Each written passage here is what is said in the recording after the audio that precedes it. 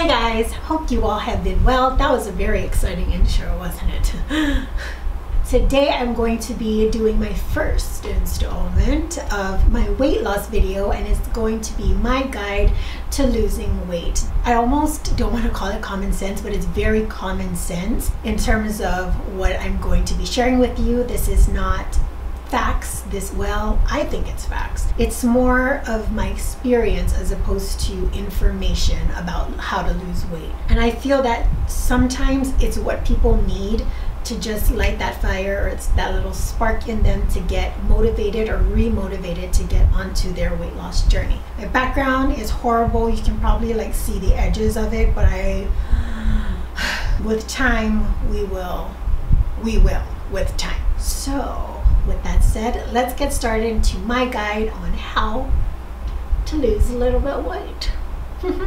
Number one, I think everyone starts off with this first point, and that's to have a reason to lose weight. For a lot of people, that's what starts you off with losing weight, and it kind of carries for a little while. You stay with your motivation because you kind of have this vision of where you're going. I'll share with you guys, as I've shared before, I have a herniated disc and I've had it for years, never knew what it was till I got an MRI and figured that, you know what, if I strengthen myself, if I take care of my body, then I'm pretty sure I more than likely will not need surgery at all or in the near future. That's one of the reasons why I started losing weight, and also just because I'm getting older.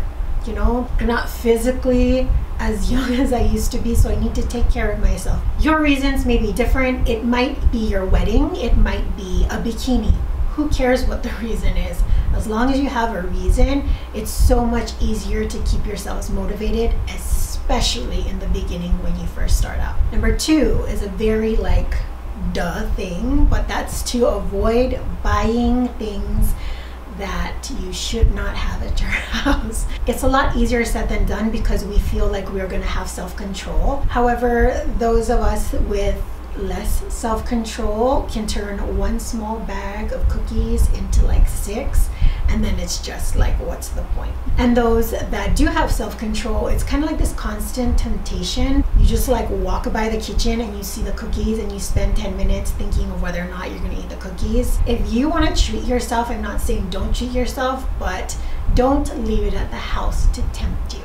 If you feel like eating candy, go out and buy a small bag of candy, eat it, enjoy it, feel the excitement run through your body, and then that's it. If you buy a whole box and leave it at home, one turns into two, turns into three, or one temptation leads to another, and then you get stressed out. Just don't buy it, avoid it. Because when you watch Netflix, you get so tempted to have all these snacks and stuff, but if you keep the healthy options, you have no other choice. Let's be real. Number three, do activities that you love. Completely honest with you guys, personal experience, I did my first weight loss experience. There's two parts to this, and I'll do a separate video on the first one.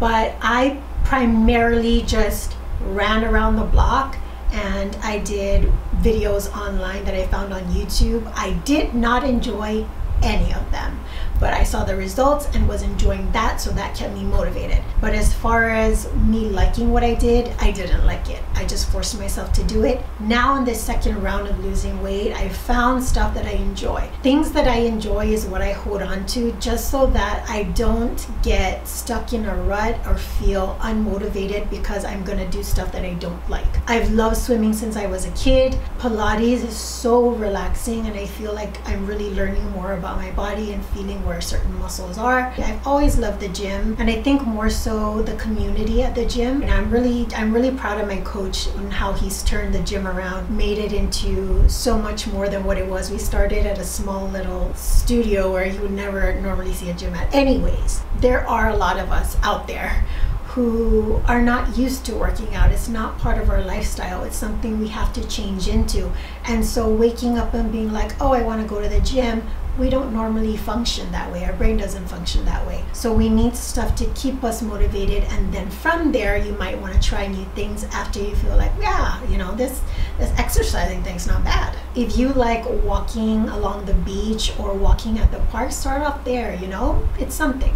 Number four, have confidence. This again is easier said than done, especially when you start off a little bit heavier or you're just unsure of how to do things properly because it's your first time doing it. Been there, done that. I think if you go in it with a little bit of confidence, it's not as intimidating. This is especially true when you go to the gym for the first time. When I first started at the gym, I got invited by my coworkers, and so they kind of led me into it and I felt comfortable being there. So I would suggest possibly going with a friend. If you don't have a friend to go with and you're up for it, get a personal trainer. I have a personal trainer now because there's so much new equipment since I last was there and I don't know how to use them. I'm all about form than I am like because I have a herniated disc, but I feel with a personal trainer, there's someone there with me. I'm talking with them.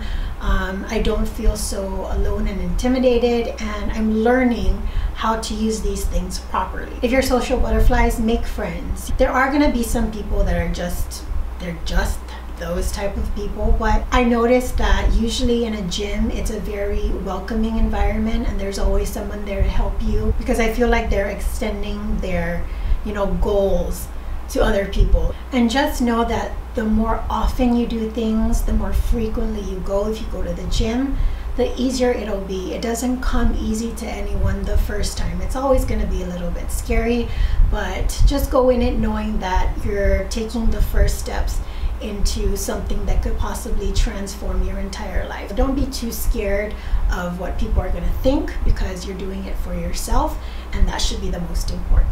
Number 5, don't be too hard on yourself. This is important to me because I had this transition as I was losing weight this time around. I started off being very hard on myself, very strict with myself, only allowing myself one cheat meal. I hate saying that now. I truly was very hard on myself, but I had to transition my way of thinking to be where I wasn't going to feel guilty about enjoying the things that I used to love before, but just knowing how to control myself. I don't know if I'm the only one, but I feel that it's so much easier for me to just go to the gym and exercise because I enjoy the physical activity. The physical pain is a lot easier to deal with because it comes and then it goes. After you get used to it, your body gets used to it, and so the soreness it's kind of like, oh, I'm sore again. But when you're constantly mentally battling yourself, like, God, I feel so bad about eating that one piece of cookie. Sometimes it's still hard for me and I struggle with guilt sometimes,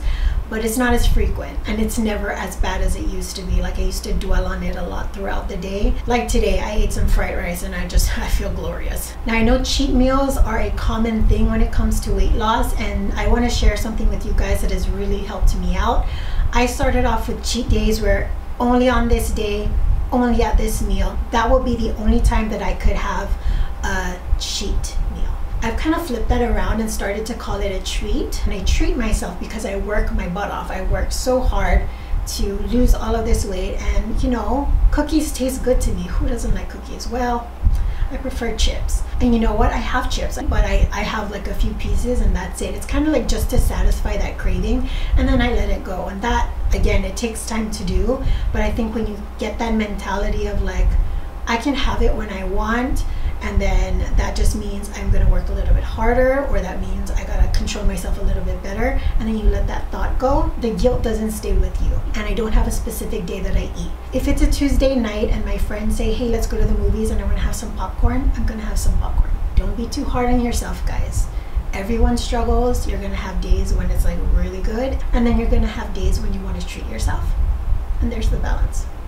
Number 6 is where I'm going to end this video, and it kind of ties everything together, and that's to hopefully plan that this will be a long-term goal. And I think it might be a little confusing, but I'm separating having a reason and having a goal. It's very different for me. Reason gets me started, and then my goal is what's going to keep me going. Have a reason to do something, but plan on having it long-term. Don't necessarily have it be like, on this day or at this number, I'm gonna stop. Most of the time, we feel almost entitled to bring back all the old habits because you already met your goal. So I'm 120 pounds. This is amazing.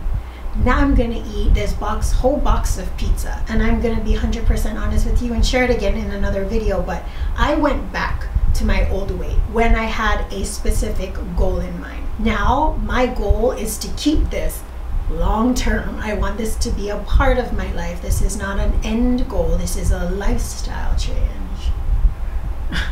So hipster. I've come to a point where this has become my everyday routine, and it's normal for me. I don't wake up and I'm like, green smoothie. So everything that I mentioned in between 1 to this point kind of gets you to making this long term. If you have a goal like this number but you want to keep it long term, that's completely fine. I have a goal like that too. I want to be at a healthy BMI level for my body, and I want to be able to create muscles to help support my back, to be able to just carry myself even better, so I'm a stronger version of myself. Those are good goals, but like, I want to keep it long term. Making it a practice in your head to say this can be long term makes everything in between so much easier, and in that way it does become a lifestyle change, trust me.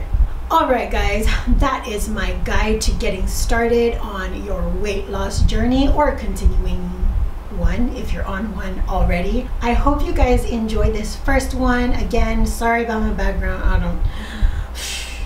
And if you guys did enjoy the content of this video, I hope you guys like it. Give me a thumbs up.